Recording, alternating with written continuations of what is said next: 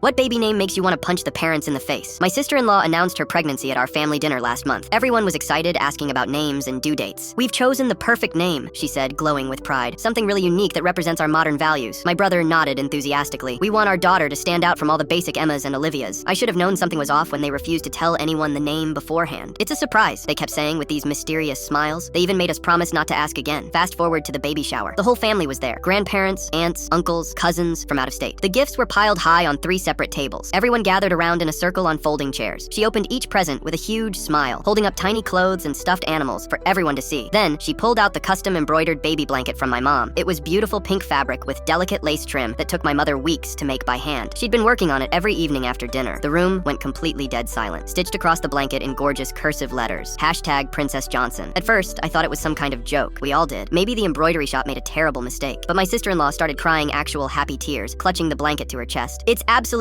perfect. Now everyone will know she's our little social media star." That's when my brother launched into their completely twisted explanation. They wanted a name that would help their daughter build her personal brand from birth. # as a first name, Princess as a middle name, because they believed it would give her advantages in the digital age. "Think about it logically," he said with complete seriousness, gesturing with his hands. "She'll never have trouble getting usernames on any platform. Her name literally is a hashtag. She's set for life in the digital world." My 70-year-old grandmother looked absolutely horrified, her hand pressed to her chest. "You're seriously naming that precious baby #? It's forward-thinking, Mom. Kids born today will live their entire lives online. We're giving her a competitive advantage over everyone else." My aunt started laughing nervously, thinking he was still joking. "Come on, what's her real name?" "This is her real name," my sister-in-law said defensively. "We spent months researching modern naming trends. The pediatrician at the hospital refused to call her by name during checkups. He just referred to her as Baby Johnson and looked visibly uncomfortable whenever they corrected him. The nurses started calling her Little H because they felt too awkward saying # out loud to other families. Teachers at daycare do the same thing. They just call her H during circle time and hope other parents don't ask questions about what the H stands for." The DMV clerk stared at her birth certificate for 5 full minutes when they applied for her social security card. "Ma'am, is this